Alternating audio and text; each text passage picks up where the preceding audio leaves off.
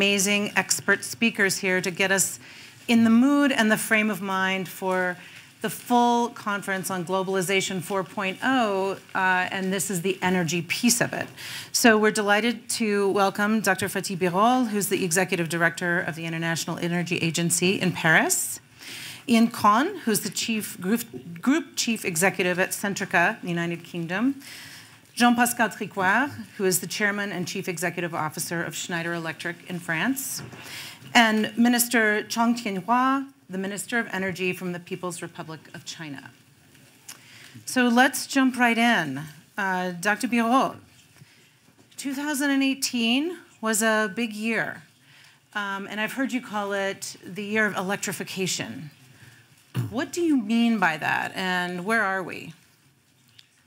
Now, we believe that electricity demand is growing very strongly, and maybe stronger than many of us believe. Just to put in a context, global energy demand in general grows very, very strongly, but electricity demand grows 2 times faster than the energy demand. So very strong growth of energy demand, mainly driven by the increasing income levels around the world, and especially in the emerging markets. New needs are coming. For example, if I make a survey among the colleagues here, what is the main driver of electricity consumption in the emerging countries? I don't know if anybody would guess before we made the major report on air conditioners. Air conditioners are the #1 drivers of the global electricity demand growth in India, China, ASEAN countries, and these countries are the drivers of the global electricity consumption. So therefore, we have to be very clever what kind of electricity sources, first of all, we are going to choose in order to provide this electricity, #1. #2, it is very important to use that electricity efficiently so that we don't need to build unnecessary power plants than we normally use. For example, I mentioned air conditioners. Let's take India and Japan. In India, in order to provide the same comfort bring the temperature down, you need 3 times more electricity than in Japan because of the low efficiency standards of the boxes, air conditioners. It may seem a trivial thing, but it's a big thing. The air conditioners and how the refrigerators and the efficiency is critical. So the question is, we are going to see electrification is a major driver. And since we have the Chinese minister with us, Minister, congratulations for your new and challenging job, by the way. We are seeing that we will discuss, I'm sure, in a few minutes, in the United States, oil and gas production is growing. Middle East, already the major oil and gas center. Russia is like that. And the response from China in terms of energy, in terms of the global energy picture, is electricity. China is today #1 in terms of electric cars, electric buses, and now making a major move, changing the heating system from a gas and coal-based system to electricity. So therefore, I believe electricity is very important. Let me finish by saying, with the good news at least, that many of you may know that the International Energy Agency, since 20 years, we are looking at how many people have no access to electricity in the world. It's a major issue. You know as well, we discussed this issue several times. Since the year 2000, it is coming down. It was 2 billion people. Now, for the first time, at the end of last year, number of people who have no access to electricity went below 1 billion benchmark, less than 1, but still 1 billion people. Right. 2 out of 3 people in Africa have no access to electricity. It's a shame. But it's a success. It came to under 1 billion. And here, the prize goes to one country. Everybody made the effort, but one country especially, which is India. Under Prime Minister Modi, they brought electricity to hundreds of millions of people, and as a result, the problem is now an electricity problem in sub-Saharan Africa. To sum up, I believe electricity is definitely the future of the energy system for many years to come. Of course, we will need oil, gas, coal, clean coal, renewables, and others, but the world is going in the direction of electricity. Right. So to have this air conditioning load and to give access, it all comes back down to human beings and people. So Iain, Conn, consumers, how does this electrification change our relationship to consumers? How are you seeing that play out? Well, let me start firstly with some pretty big trends, which is, as we're responding to climate change, we are driving decarbonization through policy, and this has resulted in the decentralization of the energy system. As Fatih said, there's more going on at the edge of the system rather than a big central supply and transmission arrangement. The second thing is, because of that, customers have got more choice, they're becoming more powerful, and then digitization is accelerating the whole thing. What this is enabling, and Fatih's right, that as electricity dependency becomes higher, we have to find ways for customers to use energy and electricity more effectively and efficiently. And some of the technologies that are being used now are allowing, first of all, on-site generation at the point of use. They're allowing export of electricity back to the grid, so people actually can benefit from their excess generation. And there's the possibility of turning down demand. And so it's actually very exciting. And the key technologies that I think are enabling customers to be more powerful and will have a very big impact on the overall energy per unit GDP, because for years we've been focusing on lowering the carbon intensity of energy production. What we haven't been focusing on is lowering the amount of energy per unit GDP, and we should be very encouraged that since 1980 to about 2015, the energy intensity per unit GDP fell by 2/3. The technologies that are going to make a big difference: combined heat and power units, solar, heat pumps at the point of use, batteries allowing for storage and then re-export of energy or optimization. The combination of batteries and demand response, which is allowing customers to effectively become virtual power plants where you switch on a battery and reduce demand at the same time. This means you need less central generation on the grid, electric vehicle integration, and then finally artificial intelligence, which is allowing predictive maintenance on the system.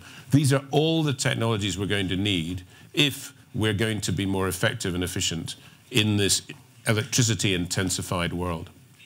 Right, so I'd like to build on that decentralization theme and turn to Jean-Pascal.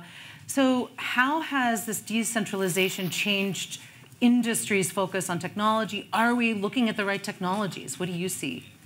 Well, I believe that most of the technologies that allow or enable this decentralization and electrification are already existing.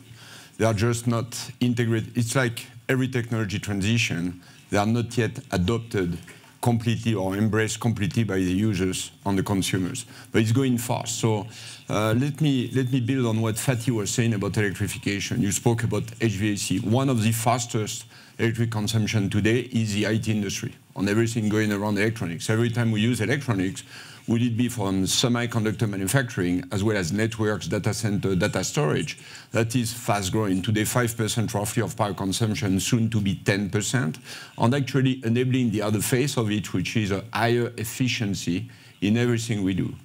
So to build on what Iain was saying, we absolutely see in our business a big move to the edge. So while the world of energy traditionally was very centralized, the world of tomorrow will be a combination of centralized, where if you say, if you will, the cloud of energy is a grid, but more and more of the capacity is going on the edge. And you see consumers taking over their energy equation and combining the edge together with the grid. So that's enabled, of course, by digitization. But if you look at the benefits of that, it's more efficiency, and there is still a vast potential behind efficiency. You still have 60% of energy consumption where there is no objective, no regulation, no objective to diminish the energy consumption. So there is still the biggest, the fastest, the cheapest, the most effective way of saving energy or producing green energy is to save energy. The second point is resilience. We've seen a world where there is more climate disorders. Managing those variations of renewable energy is more complicated. Therefore, managing your energy system is becoming more complex. And going on the edge offers more resilience. It's like in social systems. If you centralize too much, it's more complicated to adjust what's happening. If you separate those systems, it's easier to manage. And what we see is people really managing more of it locally to share energy better, shave the peaks, which have been the traditional problems of electricity, and be more resilient in front of issues. Finally, also what we should recognize is going on the edge will be very job creative. It's creating many more jobs on the field, close to the user to go on the edge and to deploy what we used to have before, which were centralized systems. And it puts people more in contact with your energy, what Iain was doing. And what we see is that every time we give access to a consumer to its energy bill, they immediately save on energy. So those things are combining together for a very different landscape of energy. Thank you. Minister Zhang, I would like to hear more about what China's energy policy is. You have the full spectrum of everything from very developed in many cities to developing. You have it all. So what is as you see in your new role as Minister of Energy, what is your energy policy looking forward? First of all, thank you for giving me the floor. As you just said,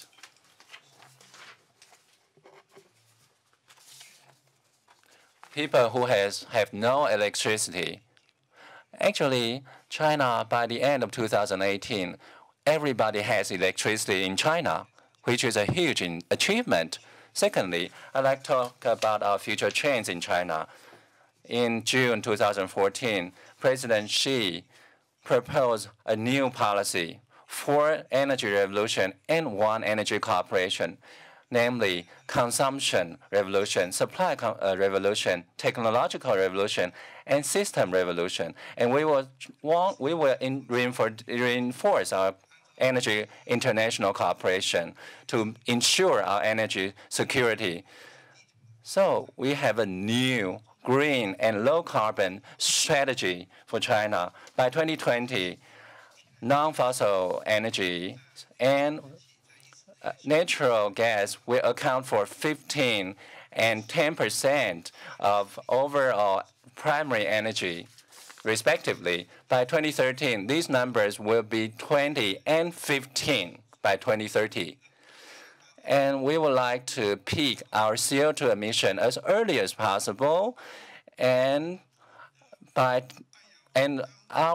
CO2 emission per unit of GDP will be lowered by 60 to 65% compared to the level of 2005. So we estimate that China's clean energy industry will become main energy sector in China by 2035. And also by 2050, this will be one of the most important energy source in China. So China going forward in terms of consumption, so far we have many achievements. For example, in 2018, non-fossil energies and natural gas already accounted for 22%, which is a 7% increase by compared to 2012. And coal consumption has been lowered to 59%, which is a 9% decrease compared to 2012. Non-fossil energy installed capacity accounted for 40%, and its production accounted for 30% in 2018. And per unit GDP energy consumption has been decreased by 20% compared to 2012. The consumption has reached 307 is the total proportion. Therefore, our energy policy has played an important role in the future transformation, I would say. Dr. Birol, you mentioned oil and gas. So let's turn a little bit to that sector and transportation. What do we need to do there? What do you see on the oil and gas front that we need to really accelerate or transition? So first of all, oil and gas, what happened last year compared to previous Davos? I think there are two major things happened. Number one, US shale production. Now, Davos, last year, these times, we came up with an estimate of the US production growth, very bullish. At that time, many colleagues said about 1.5 million barrels per day. Big growth we expected. And again, in the Davos meetings, many of the observers thought we were far too bullish. And I said, we don't know, we may revise them at the end of the year. We did revise them, but we revised them upwards. 2.1 million barrels of growth coming from US shale. Huge growth. They added in 1 year, Mexico, just the growth. And if anybody thinks we have seen the impact of shale revolution fully, he or she is making a mistake, but a big mistake. It is yet to come to see the impact of the shale revolution, oil and gas, in the United States. Far-reaching implications, energy, economy, and beyond. This is number one. Number two, on the natural gas front, biggest development. It is China. It is China impact on gas is amazing. The picture what we have seen in the oil markets, China effect 10 years ago, we are seeing on the natural gas markets now, under the President Xi's motto of making the skies of China blue again. China pushed the natural gas consumption very strongly. And as we speak now, China took over Japan as the largest natural gas importer of the world. It's a big double-digit growth. So on the production of oil, United States, and on the consumption of gas, China, of course, US gas production increased very strongly as well. And now, how do we use them in a more sustainable way? So I see that many companies are giving strong signals to use the produced oil and gas in a sustainable way, ranging from looking at the applications like hydrogen, carbon capture and utilization, or they are looking how to reduce the methane emissions in their production practices, which is very good. But it is very important to note that we will be with oil and gas many years to come, whatever the scenario we look at it. The most important thing is how to use it in a sustainable way. I have to talk about oil and gas, and one final remark on Middle East, so that it's not misunderstood. As I have the here we enjoy the presence of OPEC Secretary General, my friend Mohammed Barkindo, with us here today. Even though US is now a very important oil producer, Middle East will remain the largest exporter of oil many years to come, because US produces a lot of oil, but most of them they use at home for domestic purposes. So Middle East, especially Saudi Arabia, will remain the largest exporter of oil for many years to come. But for this year, 2019, let's pay a special attention to US shale once again, because some of the observers last year, I think, made wrong assumptions, underestimated the US shale growth. Yes. So, Iain, Conn, you have worked at BP for a long time, so you know this sector very well. Let's turn a little bit to, as Fatih was talking about, the acceleration of technology, and how do we not have to reinvent the wheel? Give us some use cases. You have a lot of interesting things you're working on. How do we see this really manifesting in reality? So, Katherine, just to comment, to build on Fatih's points, because both you and Fatih mentioned using oil and natural gas more effectively. And just, I spent 30 years nearly in producing and also in the consumer end of the oil and gas business.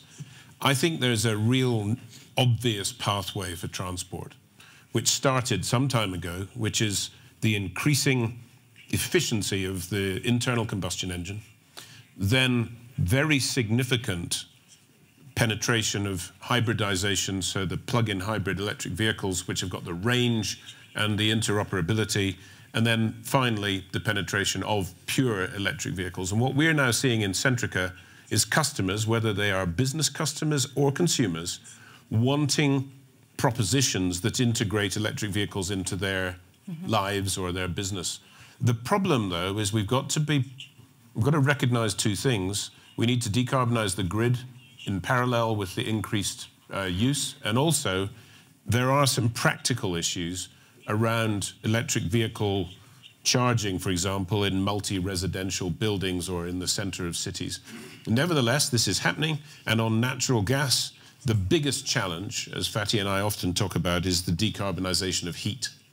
And that is a really big issue, and we have to start with the efficiency side of it first, and then we need to progressively look at heat pump penetration and other ways of taking people progressively off the natural gas grid. But this is going to take a very long time, and in the initial period, we are actually going to be more dependent on natural gas, as the Minister has just described. Now, on you asked use cases, and let me try and tie it also to digitization, which is accelerating things. I described some technologies that are being deployed at the edge of the system, but some of the digitization technologies that are really helping optimize the system, firstly, digital control systems. From the simple in the home, we've got 1.3 million customers who control their heating in their home from their smartphone. So what? Well, the so what is that a recent survey we did, over 55% of them are saving 12% on their natural gas bill, just by being more precise, more in control. Integrated solutions platforms for business customers that allow the business to optimize the whole energy system that they've got, from production to storage to consumption to demand response. That's becoming a real business for the business customer. And then one of the most exciting ones is optimized dispatch using digital systems. We've got 11 gigawatts under management across Europe that sits in customers' yards or on the roof of their factories, all low carbon technology, and we are dispatching that against micro management or monitoring of the weather systems to optimize dispatch of renewables. Those are some of the biggest applications. There are productivity applications for insight into energy use and productivity of all sorts of equipment. And then finally, the last one I'll mention is blockchain. We're currently working on a 20 million euro project in the UK to put peer-to-peer trading of energy in an automated way into the edge of the grid, so that consumers and businesses homes can sell to each other while we're all at work, and the money can transfer into people's bank accounts, and your home is just able to optimize your energy. These are all ways in which digitization is accelerating the system. And you asked me, the last thing, I'm sorry, just on learning, I mean, just one plug for the World Economic Forum System Initiative on the Future of Energy that Fatih and I co-chair. We're trying to join the dots so that one country, as it learns about a policy intervention, can share it with others so that we can benefit and we don't keep reinventing the wheel. And as particular ways of solving problems are found, we can translate them into other geographies. An example in Colombia with a grid edge experiment that the minister drove, and we've been able to propagate that into Argentina and Brazil, for example. Yeah, and I'd love to get back to governance in just a second. But I want to ask Jean-Pascal something, because we've been talking a lot about technology, about resources, and yet we're seeing before our eyes climate change manifesting in increased storms, in wildfires that we've had in the US. What are you seeing on technology from a resilience, really from adaptation, but from resilience standpoint from where you are?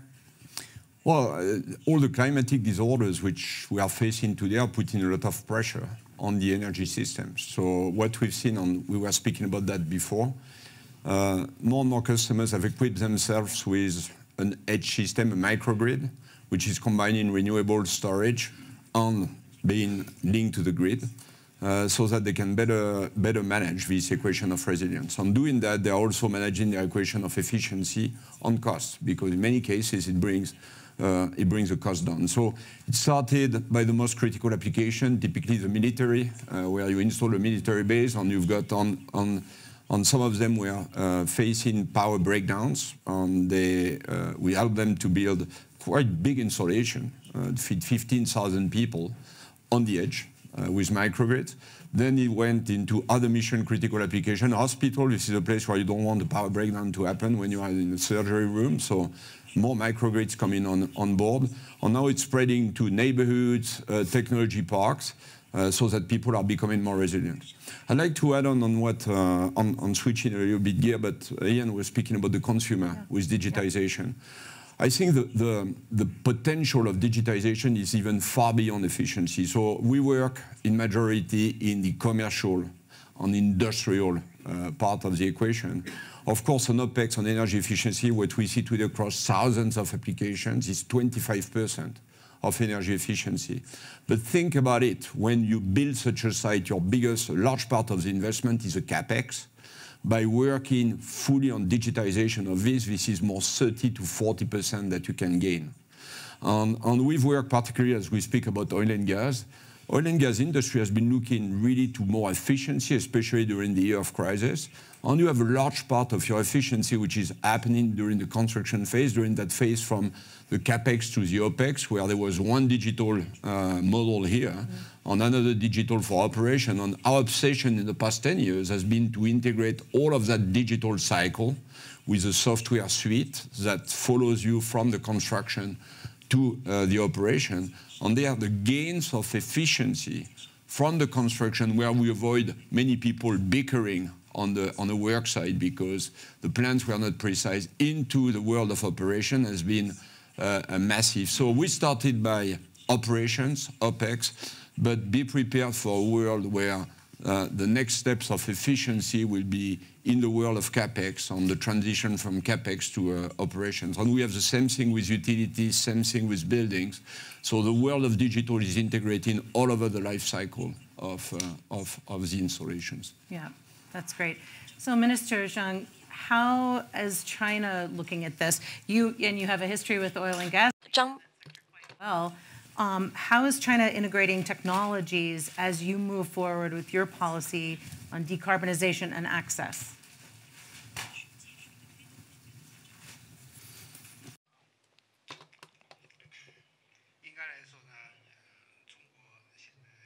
Well, in fact, China is one of the largest consumption country of energy. So we have to focus on our own energy development. From the perspective of oil, we have to keep the production over 200 million tons. But in terms of natural gas, we see that last year we have seen over 7% of the mix. However, we know that northern China is now transforming into a clean energy use. We hope to increase the proportion of natural gas, increasing to 280 million tons, representing over 200 million tons of increase compared with 2014. In terms of consumption and supply, we have seen that we are focusing on clean energy in terms of wind, hydrogen, hydropower, as well as wind power and photovoltaic powers. We see that our wind power have reached about 350 million kilowatts, and solar power has reached 170 million kilowatts. In terms of nuclear power, we are seeing a provision of 158 million kilowatts. So we see that the utilization efficiency for clean energy has increased. We have seen the underutilization has lowered by 3% in terms of solar power and 5% in terms of wind power, where we'll also see great efforts have been put into the digitalization of our energy supply system in order to lower energy consumption.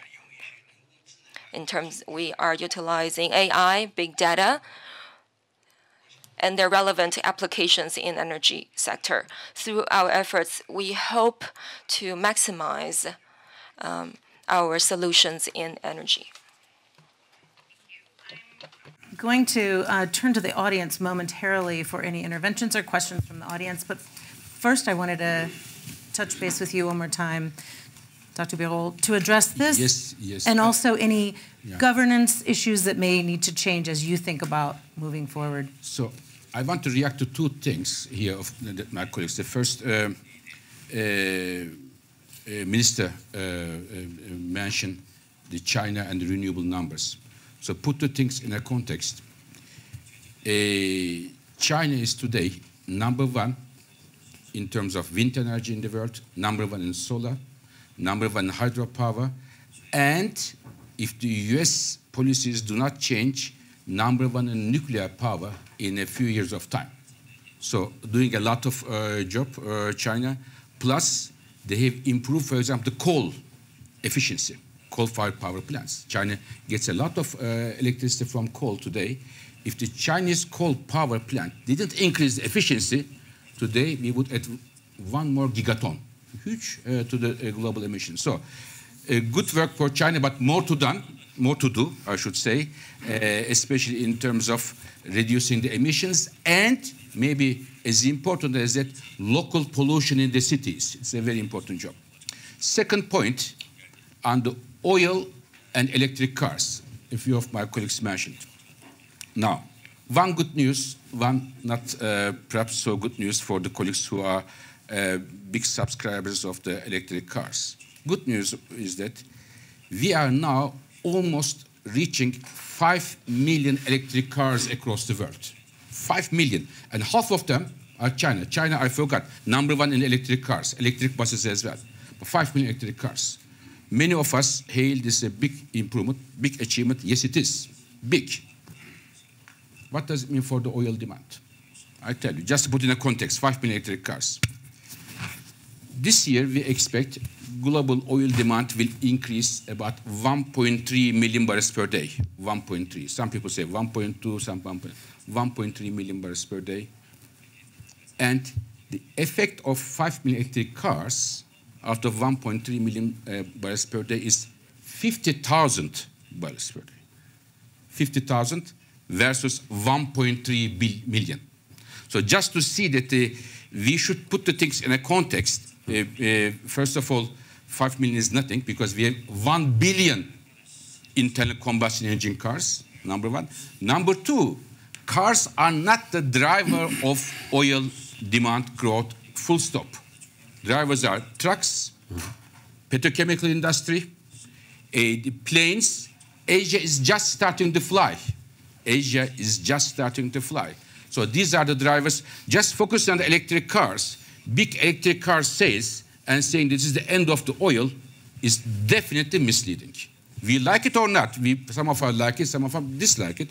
This is other thing. Second, where does the electricity come from to say that the electric cars is a solution to our climate change problem?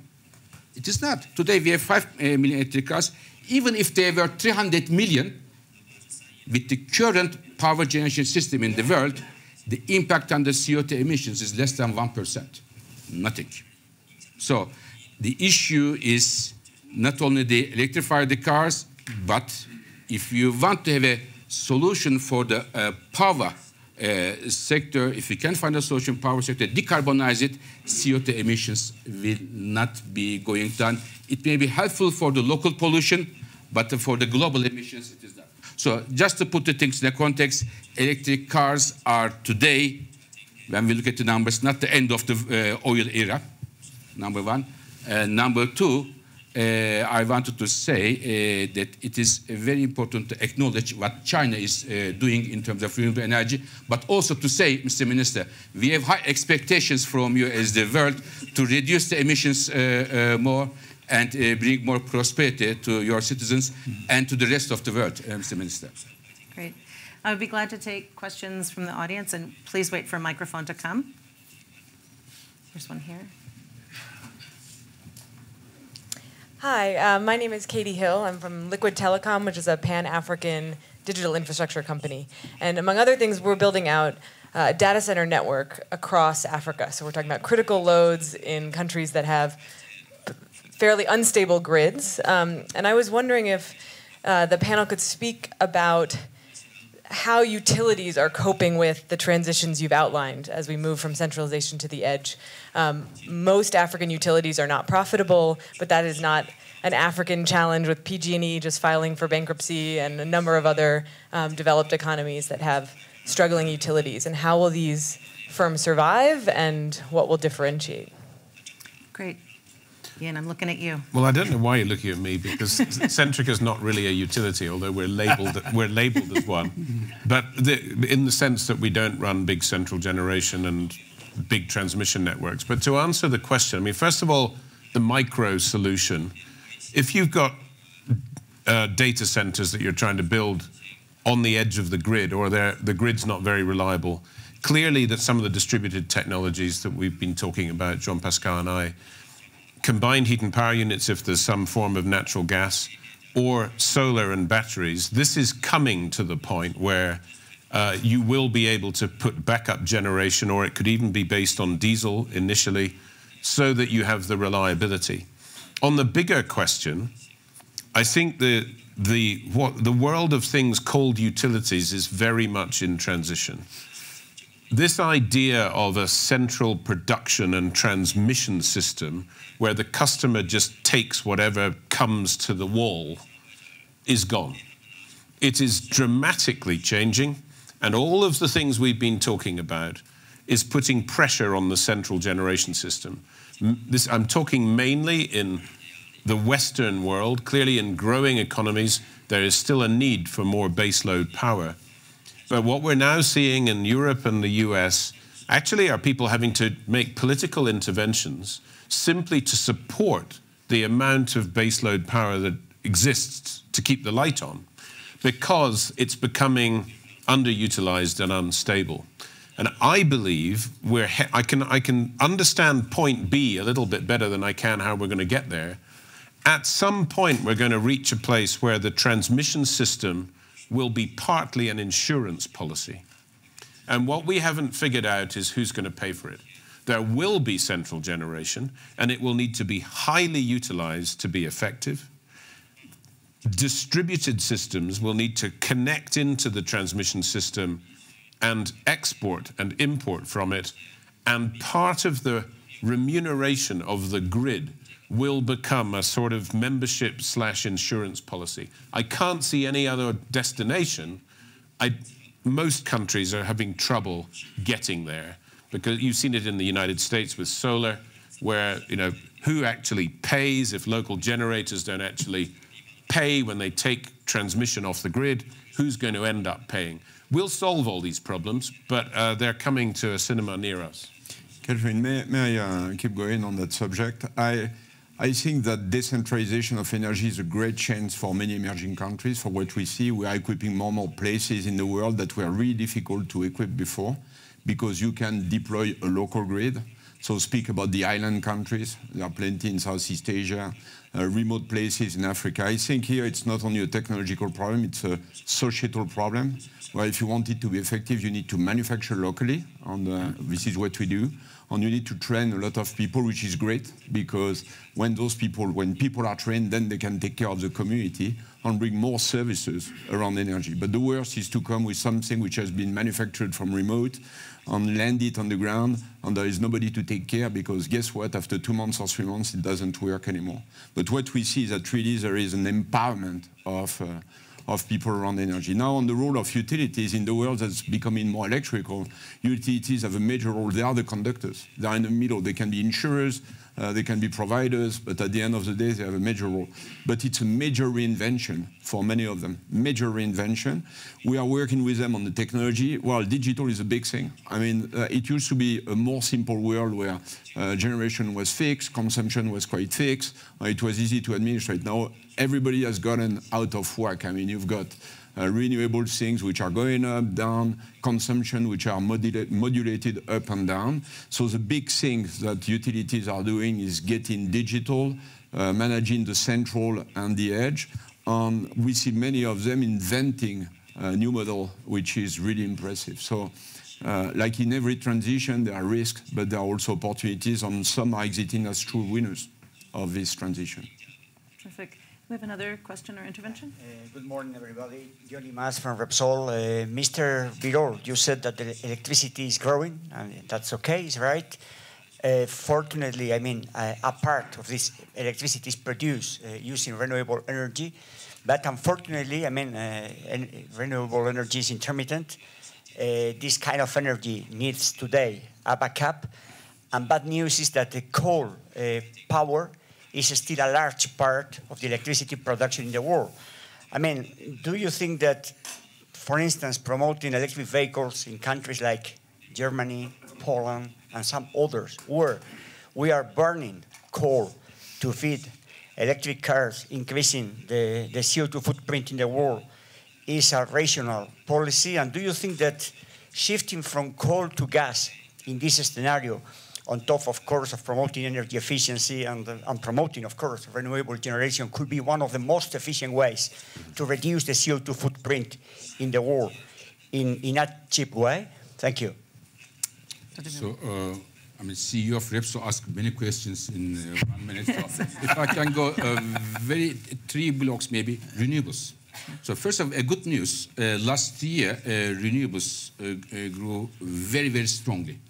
Katherine. So both wind and solar, 100 gigawatts solar, 50 gigawatt new wind came in the picture. Again, China, United States, India were main drivers as well as EU. But if I can put in a context, global electricity demand grows about 2% roughly in a year in the world. This 150 gigawatts of renewables, the electricity coming from there is equal to 1% growth. Other 1% is coming mainly from coal and natural gas. So therefore, just to expect that with this pace of renewables, we will see a decarbonization of our energy system is extremely optimistic. Because at the same time, electricity is only a part of our total energy system, and in terms of CO2 emissions, it is less than 40%. There is more than 60% coming from other things. This is number one. Number two, electric cars. Now, I completely agree. I give you one without giving a country name. In a country where you have about, let's say, about 40%, 50% of coal in electricity generation, if you have to choose one 1990 model diesel car versus 2019 electric car, I think it is better to buy the 1990 diesel car if your bulk of your electricity comes from coal. Full stop. The new thing doesn't mean it is better if you do not decarbonize your electricity system. If you want to decarbonize your transportation, you not only look at the cars, but you look at where the power comes from. This is number two. Number three, what are we going to do with coal? Today, a big chunk of the coal comes in China. India, Indonesia. So these people provide electricity to their citizens, which are low and mid-income levels. We cannot say, we decided in Davos, please shut down the coal plants. It is impossible. In the United States, in Europe, coal plants are on average 42 years old. They are coming to the retirement age, as many of us here, so 42 years old. But in Asia, coal plants are on average 11 years old. They have to pay back to the investment. How can we dare to ask them, please do so? This, I wouldn't agree with that. So what can we do? Two things. One, try to equip those coal plants with the carbon capture. This is number one. Number two, find incentives to compensate their losses if we want to ask for early retirement. Otherwise, we can decide whatever we want in Davos, Paris, Brussels, whatever we want, but they will not do it because they provide electricity to poor people and their money is not returned back to the utilities.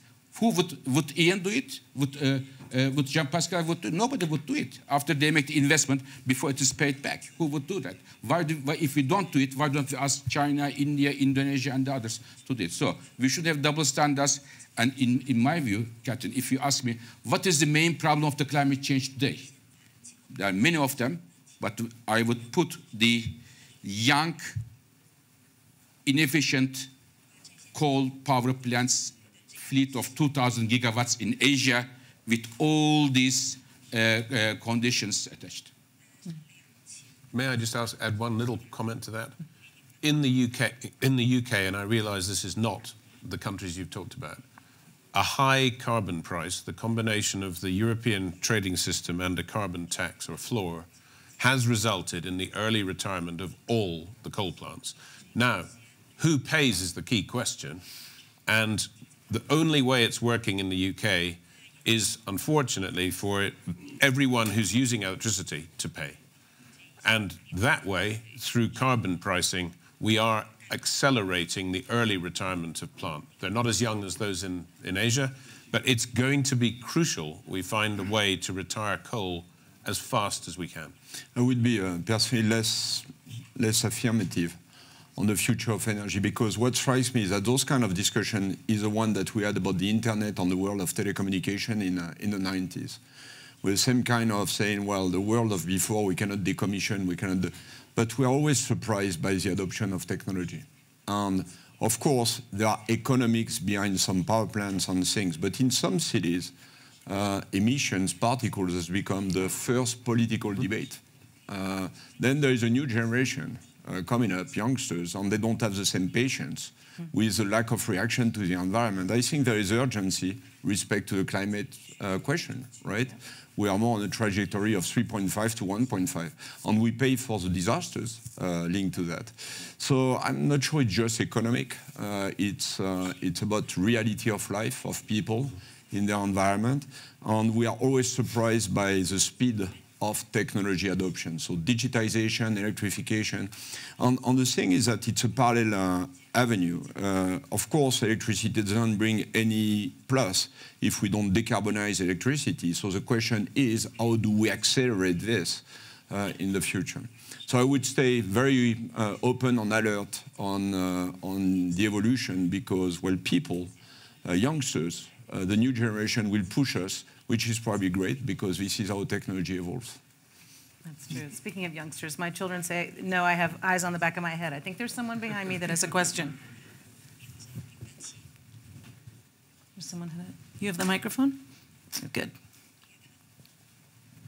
Yeah, good morning. I'm Dr. Ramkumar from Indian Oil Corporation. And my question is partly answered by Mr. Fatih. My question is actually on decarbonization of the whole economy, and especially for countries like India and China. We just can't banish the coal. We can ill afford banishing the coal, because coal is still the richest energy source and the cheapest energy source. So my question is that World Economic Forum or any other global forum, there should be a need for greater collaboration of exchanging carbon capture and utilization technologies.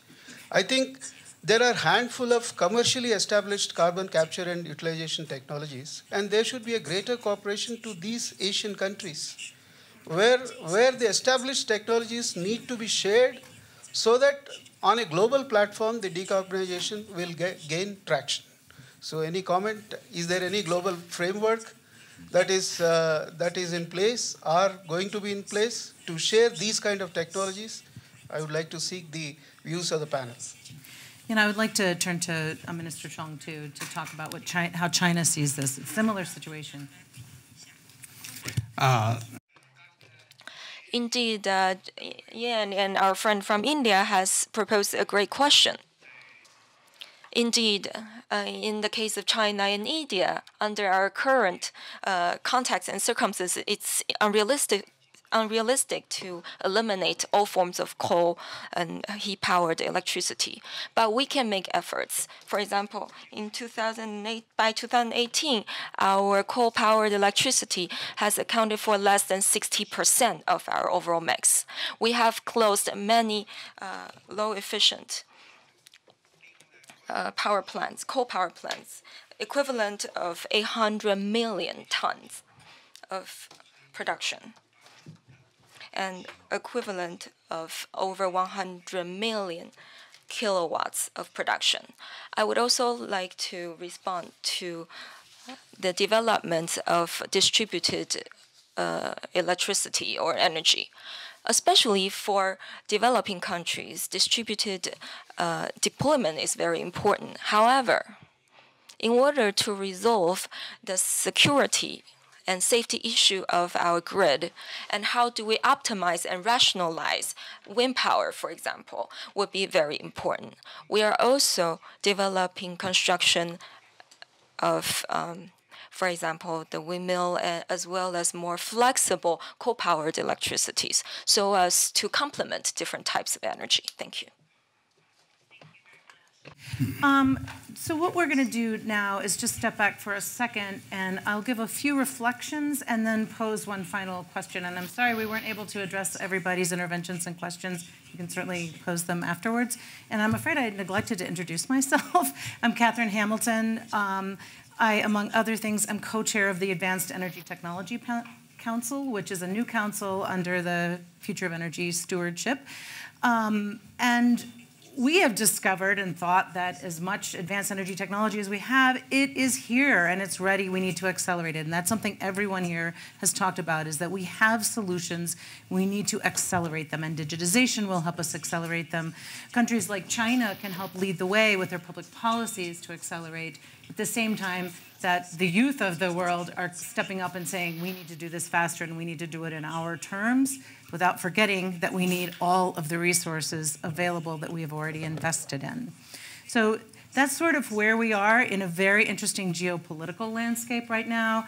As we go forward through this annual meeting, and then, this annual meeting is a moment in time. We then have to take what we learn and the connections that we make and the collaborations that we form here and go and act and have impact going forward for years to come.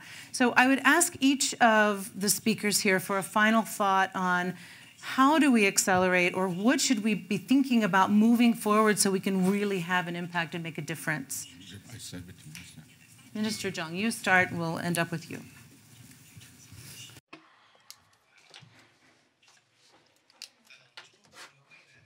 The future of China, indeed, will lie in resolving issues and supply energy in a low carbon and green way.